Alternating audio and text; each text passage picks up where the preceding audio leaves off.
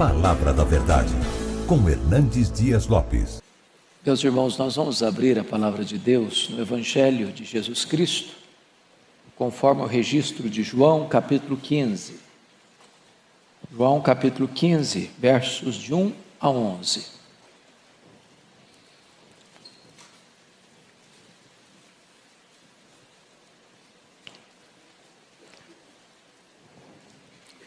João 15, de 1 a 11. Jesus disse assim: Eu sou a videira verdadeira e meu Pai é o agricultor. Todo ramo que estando em mim não der fruto, Ele o corta. E todo o que dá fruto, limpa para que produza mais fruto ainda. Vós já estáis limpos pela palavra que vos tenho falado. Permanecei em mim e eu permanecerei em vós. Como não pode o ramo produzir fruto de si mesmo, se não permanecer na videira, assim nem vós o podeis dar, se não permanecerdes em mim. Eu sou a videira, vós os ramos. Quem permanece em mim e eu nele, esse dá muito fruto, porque sem mim nada podeis fazer. Se alguém não permanecer em mim, será lançado fora, à semelhança do ramo, e secará. E o apanham, lançam no fogo, e o queimam. Se permanecerdes em mim e as minhas palavras permanecerem em vós, pedireis o que quiserdes e vos será feito. Nisto é glorificado meu Pai, em que deis muito fruto, e assim vos tornareis meus discípulos. Como o Pai me amou, eu também vos amei. Permanecei no meu amor. Se guardardes os meus mandamentos, permanecereis no meu amor. Assim como também eu tenho guardado os mandamentos de meu Pai, e no seu amor permaneço.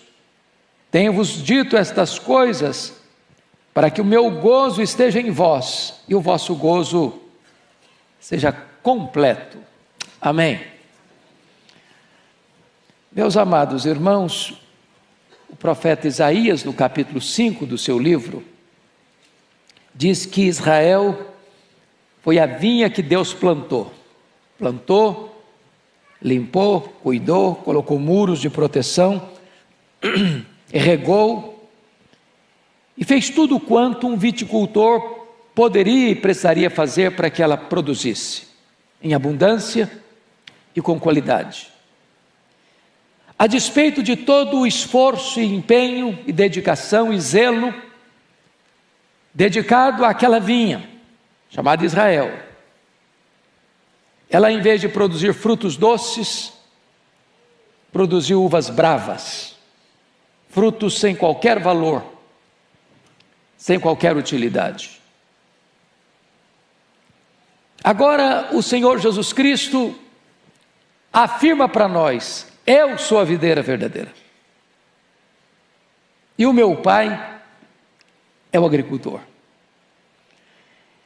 E Jesus mostra neste cenário que nós somos os ramos, e um ramo de uma videira só tem duas finalidades: ou ele produz fruto, ou ele é destinado para o fogo, ou fruto ou fogo, não tem uma terceira utilidade.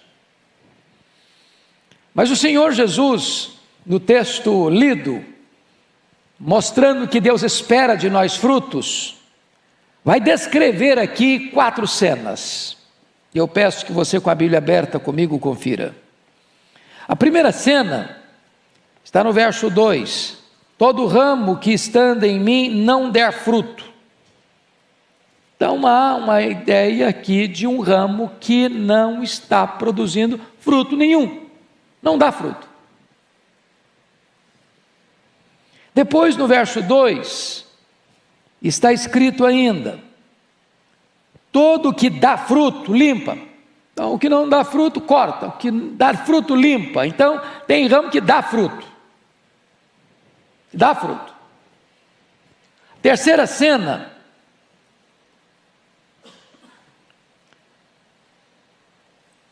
traz ainda no verso 2: o que dá fruto limpa para que produza mais fruto ainda. Então você tem não fruto, fruto e mais fruto. Então quem está produzindo fruto pode produzir mais fruto. Mas olha o verso 5. Eu sou a videira, vós os ramos, quem permanece em mim e eu nele, esse dá muito fruto. Então tem gente que dá fruto, tem gente que pode dar mais fruto, mas tem a possibilidade de produzir muito fruto. E no verso 8, está escrito: nisto é glorificado meu Pai, em que deis muito fruto. Você e eu somos ramo, enxertados na videira. A videira é Cristo. A pergunta é: quem somos nós nesta noite? Esta é uma autoanálise, esta é uma autoinvestigação. Nesse aspecto, como você se classificaria? Nenhum fruto? Fruto? Mais fruto? Ou muito fruto? Então, o Senhor Jesus Cristo vai dizer no capítulo 15, verso 16, algo muito interessante. Eu peço que você leia em voz alta comigo esse versículo. Vamos juntos? Não fostes vós que me escolhestes a mim. Pelo contrário, eu vos escolhi a vós outros, e vos designei para que vades e deis fruto, e o vosso fruto permaneça, a fim de que tudo quanto pedirdes ao Pai em meu nome, Ele vos conceda. Então, quando o Pai escolheu a você e a mim, Ele nos escolheu e Ele nos designou. É um chamado e um envio. E nesse envio, o que Ele espera de você e de mim é darmos frutos. Ele nos escolheu para isso. Então, se assim como Israel foi plantado como vinha e havia uma expectativa de uvas boas e não de uvas más, bravas, Deus espera de você e de mim, já que Ele nos escolheu e nos enviou para isso, que você e eu possamos produzir frutos. Dito isto, à guisa de introdução, vamos à análise do texto. Primeiramente vamos pegar esta imagem, ou esta ideia do verso 2. Todo ramo que estando em mim não der fruto. O que significa isso? Bom, esse versículo foi interpretado de 3 maneiras. Primeiro, Jesus estaria se referindo aqui apenas a um crente nominal. Aquele crente que é crente de nome, de rótulo, que é membro da igreja, que foi batizado, que está matriculado na escola dominical, que talvez até exerce algum cargo na igreja, mas ele não nasceu de novo. Ele nunca experimentou o toque regenerador do Espírito Santo. A união dele com Cristo é apenas formal e nominal. Ele só tem nome que vive, mas está morto. Pois onde não há fruto não tem vida. Essa é a primeira interpretação. A segunda interpretação desse texto é que o que não dá fruto corta. É como se uma pessoa fosse salva e agora, já que não deu fruto, corta e perdeu a salvação. Bom, nós não subscrevemos essa teologia, esse entendimento de que salvação possa se receber e se perder. Você possa estar salvo de manhã e perdido de noite. Então nós achamos que esta proposta ela está descartada. A grande pergunta no texto é: o que significa isso? E talvez a melhor forma de interpretar o versículo 2 é pegar a palavrinha que está aí: todo ramo que estando em mim não der fruto, ele o corta. O corta, essa palavra corta, na língua grega, ela é muito curiosa, porque penso ser ela a chave hermenêutica para entender o texto. A palavra grega aqui é a palavra airó. E esta palavra, nas vezes que aparece, ela não significa passar a tesoura e cortar e seccionar. Esta palavra, ela aparece em outros textos, como lá em Mateus 14, para recolher os pães que sobraram na multiplicação. Foi levantar e recolher os cestos. Jesus não queria desperdício. A palavra ali, recolher, é airó. Esta palavra foi usada, por exemplo, para carregar a cruz. Quando Simão carregou a cruz, ali não é cortar, é levantar, é carregar. Essa é a mesma palavra que aparece em João 1:29. Eis o Cordeiro de Deus que tira o pecado do mundo. Então, o que na verdade Jesus está querendo dizer com esta expressão? Do verso 2: todo ramo que estando em mim não der fruto, ele o corta. Bom, então vem a terceira interpretação, e eu estou inclinado a pensar que ela é a melhor proposta hermenêutica para entendermos esse versículo. A ideia aqui é a ideia de levantar. O ramo da videira, ele tem a tendência de crescer e rastejar, ele ir para baixo, e se ele rastejar, ele vai ficar coberto de poeira. Se houver chuva, ele vai ficar coberto de lama, e tanto coberto de poeira quanto coberto de lama, ele não vai produzir. Qual é o papel do viticultor? Qual o papel daquele que está cuidando desta vinha? Jesus diz: eu sou a vinha verdadeira, sou a videira verdadeira, meu pai é o agricultor. Todo ramo que estando em mim não der fruto, corta. A ideia, portanto, aqui é a ideia de um ramo que caiu, que está sujo, que está enlameado, que precisa ser levantado, amarrado, juntado aos outros ramos, para que ele produza. Porque, primeiro, o texto não pode estar dizendo de um crente nominal, nem de perder salvação, porque a ideia é todo ramo que estando em mim. O que rege esse versículo é estando em mim. E se você está em Cristo, você tem vida. Se você está em Cristo, você é ramo. Se você está em Cristo e caiu, precisa ser levantado, precisa ser restaurado. E há muitos crentes que não produzem fruto, irmãos, porque caíram, estão na lama, estão na poeira, precisando ser limpos, lavados, levantados, amarrados lá em cima, para que possam cumprir o seu papel e o seu propósito de dar frutos, e muito fruto, para a glória de Deus. Mas o que significa isso? O ser levantado, irmãos, na Bíblia fala de disciplina, porque disciplina na Bíblia não é castigo. Disciplina na Bíblia não é quem errou, você dá um chute nele e joga para fora. Um viticultor nunca corta e joga fora um ramo. Não, o ramo é útil, ele é importante, é ele quem vai produzir fruto.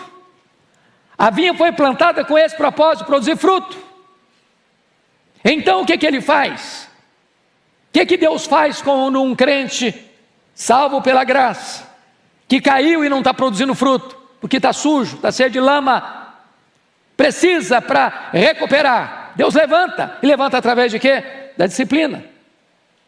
A disciplina é limpá-lo, é levantá-lo, para que ele viva de uma maneira frutífera para a glória de Deus. Agora, a disciplina, irmãos, não é agradável. No momento ela dói, no momento ela machuca você,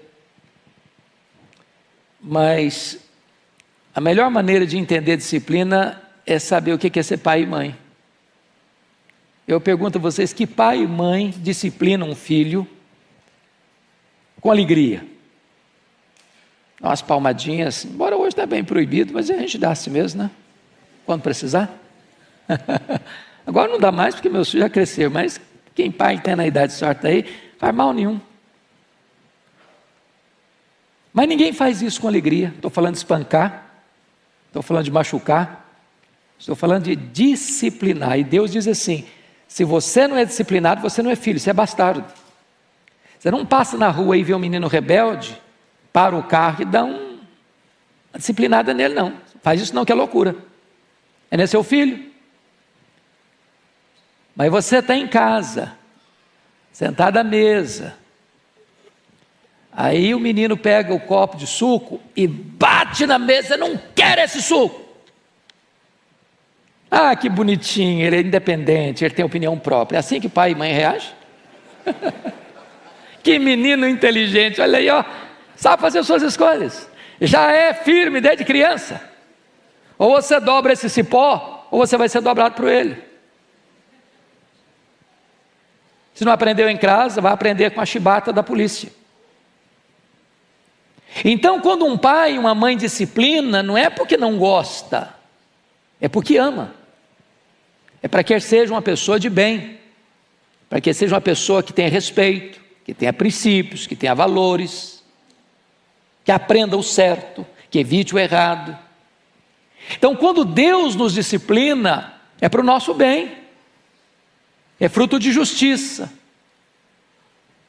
Ele nos corrige para que a gente tenha deleite na alma, prazer nele, prazer na santidade. Agora vamos olhar a segunda cena, do versículo 2.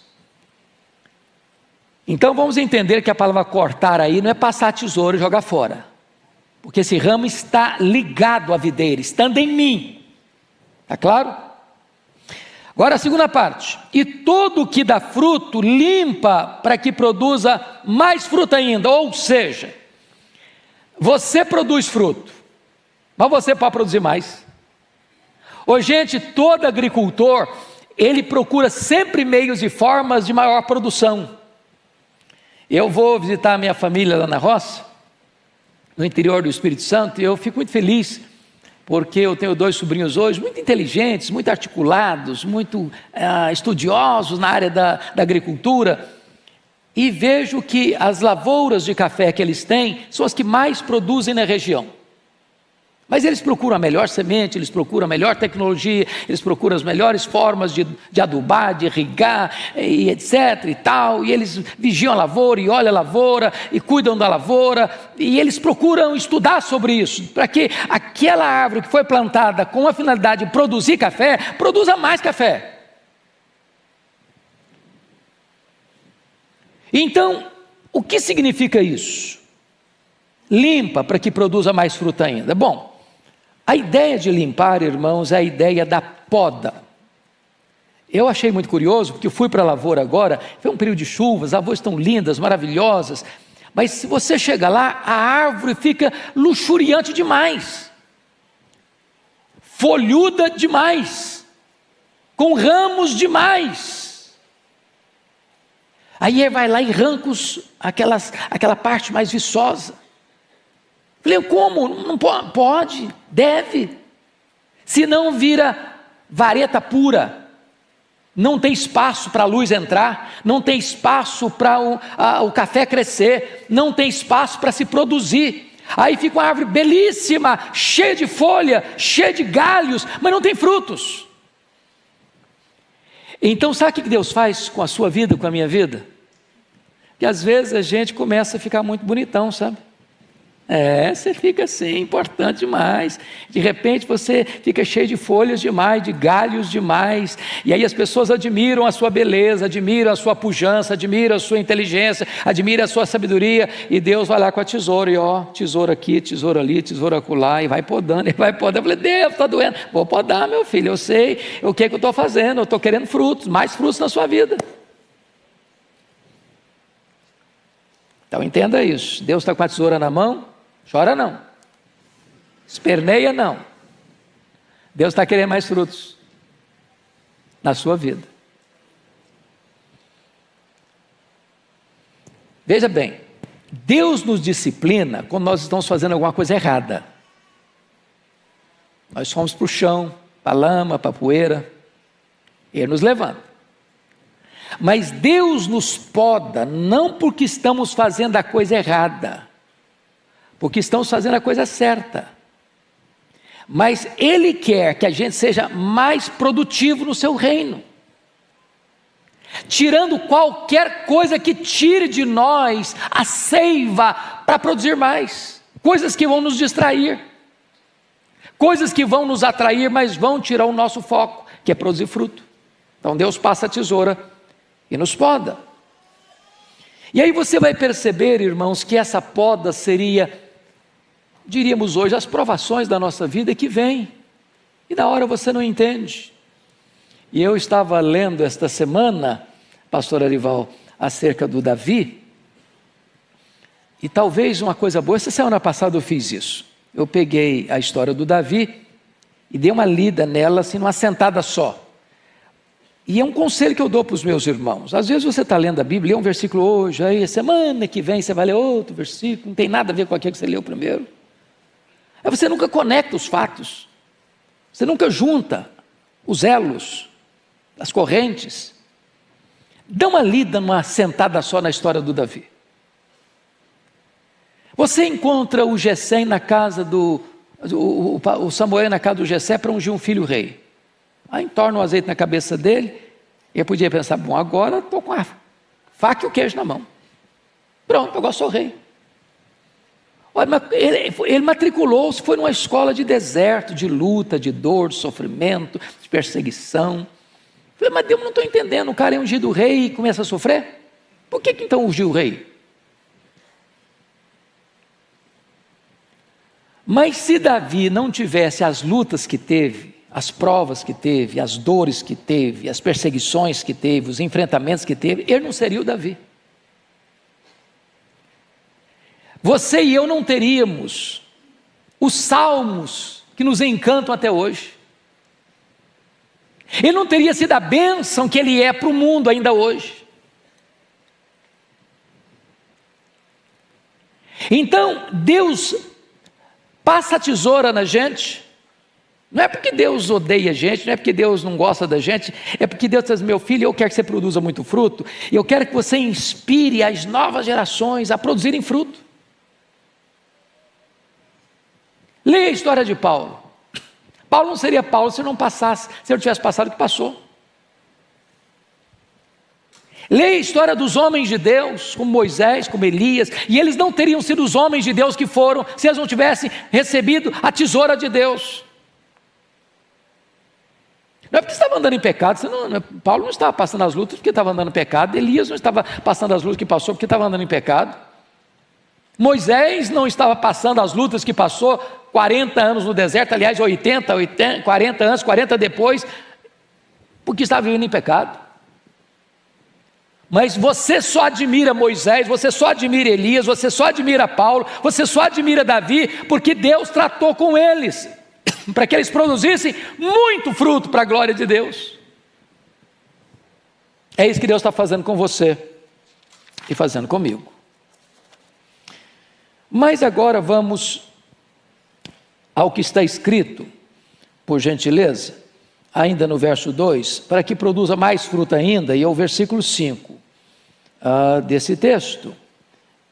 Quem permanece em mim e eu nele, esse dá muito fruto. E aqui, irmãos, a ideia que vai reger o texto agora é o verbo permanecer. Esse verbo, só nesses 11 versículos, vai aparecer 10 vezes. 10 vezes. O que Jesus está querendo nos ensinar nesse texto? É que Ele está mais interessado em quem nós somos do que no que nós fazemos. Mais ainda, a chave da virada do entendimento é: você não tem condições de produzir muito fruto por você mesmo. Não é o seu dom, não é a sua inteligência, não é a sua capacidade, não é a sua desenvoltura, não é as suas estratégias, não são os seus recursos. A seiva para produzir fruto não vem do ramo, vem da videira, vem do tronco. Então o segredo é você estar conectado ao tronco, permanecer em Cristo. Se você permanece nele, a seiva dele vem para você, e a seiva dele vindo para você, você produz muito fruto, e nisso é glorificado o Pai. Então, me permita agora destacar alguns pontos desta verdade preciosa. Primeiro, permanecer em Cristo é um imperativo e não uma opção. Olha o verso 4. Permanecei em mim. Aqui não está pedindo, não está solicitando, não está sugerindo. Aqui está o quê? Ordenando. É uma ordem. Permanecei em mim. Agora, o que é permanecer em Cristo, irmãos? Nós estamos ligados inalienavelmente com Ele. Nós somos o corpo, Ele é a cabeça. Nós somos os ramos, Ele é o tronco. Mas aqui tem a ver com relacionamento, com intimidade, com comunhão. Como é que é a sua vida depois do domingo? Amanhã começa a segunda-feira. Você tem uma rotina de trabalho, de estudos, de viagens, de conferências, de labor. Nesse interregno, até o domingo que vem, como é que é a sua vida? Vida de oração, meditação da palavra, de adoração, de testemunho. Você dá uma desligada? Você chega em casa agora e bota a sua Bíblia numa prateleira, até domingo que vem para pegar de novo? Ou sua vida devocional é intensa dentro da sua casa? Permanecer em mim. Segundo lugar, veja comigo por favor, versículo 6, permanecer em Cristo é vital para a salvação, porque olha o verso 6, se alguém não permanecer em mim, será lançado fora, a semelhança do ramo, e secará, e o apanham, lançam no fogo e o queimam. Veja a diferença do verso 6 para o começo do verso 2, todo ramo que estando em mim não der fruto, corta, levanta, está em mim. Agora o verso 6 é, se alguém não permanecer em mim, ou seja, se alguém não está em mim, será lançado fora. Se você não estiver ligado a Cristo, você é um ramo que não produz nada. Então o ramo só tem dois propósitos, ou fruto ou fogo. Ninguém é salvo sem permanecer em Cristo. Ninguém é salvo fora de Cristo. Não há outro nome que você possa encontrar salvação, a não ser no nome de Cristo. Então permanecer em Cristo é vital para a sua salvação. Mas em terceiro lugar, permanecer em Cristo é vital para produzir fruto. Olha o verso 4 e 5 comigo. Permanecei em mim e eu permanecerei em vós. Como não pode o ramo produzir fruto de si mesmo, se não permanecer na videira, assim nem vós o podeis dar, se não permanecerdes em mim. Eu sou a videira, vós os ramos. Quem permanece em mim, eu nele, esse dá muito fruto, porque sem mim nada podeis fazer. Então, nada de achar que você possa, por você mesmo, produzir alguma coisa. Você só pode produzir fruto se permanecer em Cristo. Sem Ele você não faz nada. Sem Ele você não é nada. Sem Ele você não consegue nada. Então, para produzir fruto, tem que permanecer em Cristo. Tem que permanecer em Cristo. Mas em quarto lugar, permanecer em Cristo é a evidência de que somos discípulos dele. Olha o versículo 8. Você pode ler o 8 comigo? Vamos juntos? Nisto é glorificado meu Pai, em que deis muito fruto, e assim vos tornareis meus discípulos. Então eu pergunto a você, você é um discípulo de Jesus? Você tem produzido muito fruto? Você é conhecido como discípulo pelo fruto. Nisso conhecerão todos que sois meus discípulos, se tiverdes amor uns pelos outros, e amor é fruto do Espírito. Mas ainda, vejam vocês, versículo 9, por favor. Como o Pai me amou, também eu vos amei, permanecei no meu amor. Não pode você permanecer no amor de Deus se você não estiver ligado a Cristo. Se você não estiver ligado à videira, você não demonstra o amor de Deus, você não se sente amado por Deus, você não se torna instrumento e canal do amor de Deus para outras pessoas. Mas ainda, versículos 7 e 8, você tem resposta às suas orações. Leia o versículo 7 comigo, por favor. Vamos lá? Se permanecerdes em mim, e as minhas palavras permanecerem em vós, pedireis o que quiserdes, vos será feito. Então, comunhão com Cristo é a base, é o alicerce da sua vitória em oração. Preste bem atenção nisso. Às vezes as pessoas, eu oro, mas eu sinto que a minha oração nem passa do teto. Eu oro, mas eu não vejo resposta. Eu oro, mas também não vejo resultado. Eu oro, mas também não vejo nenhuma evidência de que Deus está me ouvindo. A pergunta é, você tem permanecido nele? A palavra de Deus tem permanecido em você? Você tem intimidade com Ele? Você tem comunhão com Ele? Você vive na presença dEle? Permanecer em Cristo é a evidência de que você tem uma vida de oração bem sucedida. Mas tem mais. Olha comigo, por favor, o versículo 10. Versículo 10.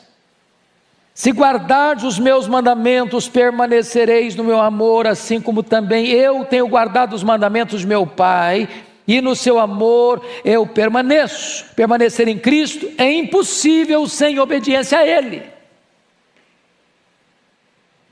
Ou seja, não é apenas, eu estou falando daquela união mística que aconteceu quando você creu, você foi batizado no corpo de Cristo pelo Espírito Santo, e essa ligação é a ligação da cabeça com o corpo, do tronco com os ramos, mas é permanecer continuamente, é todo dia.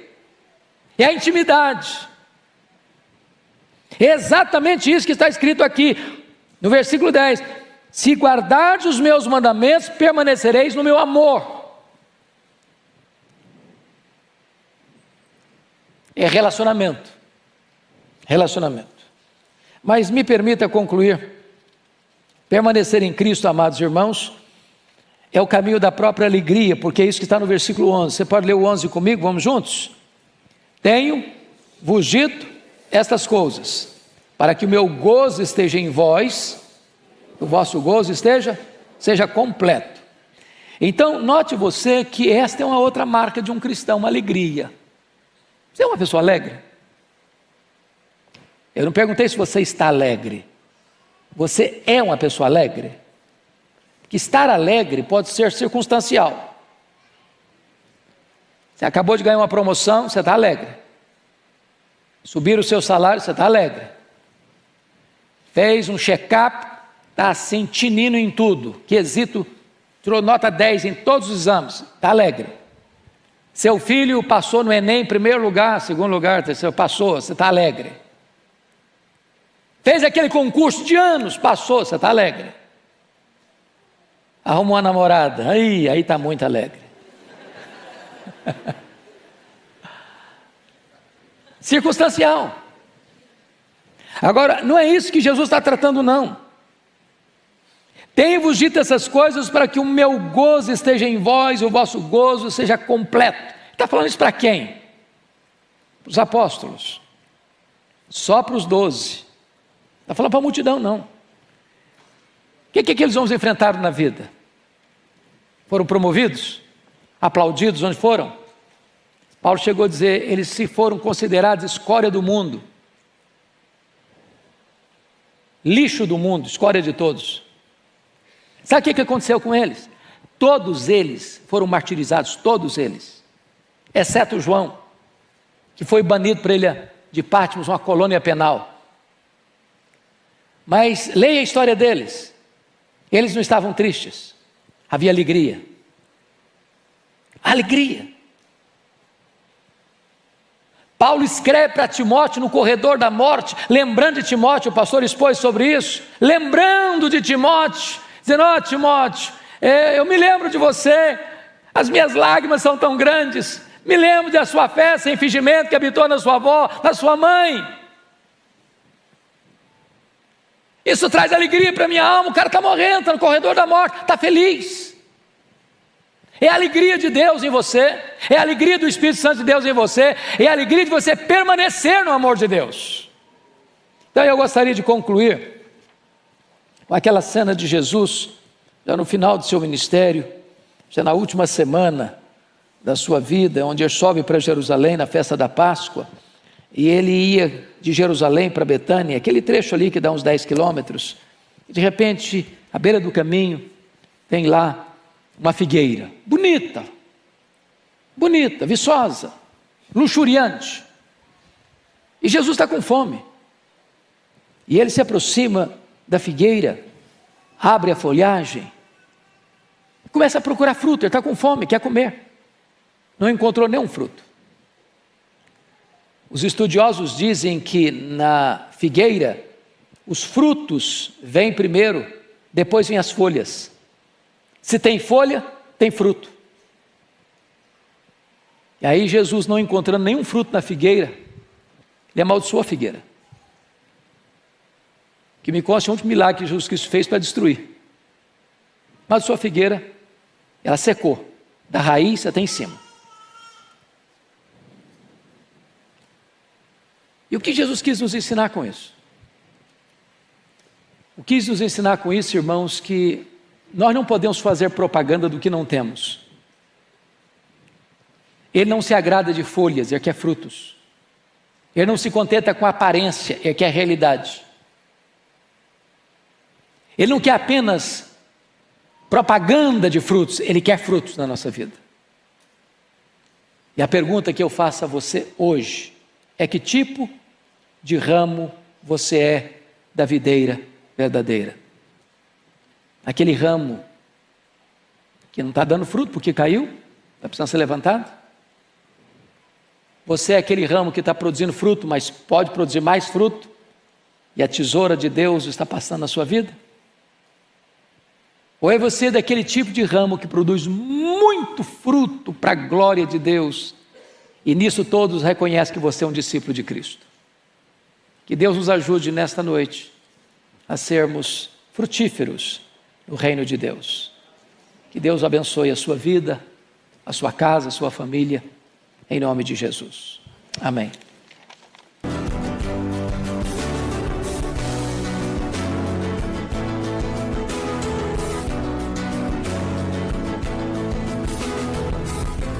Palavra da Verdade, com Hernandes Dias Lopes.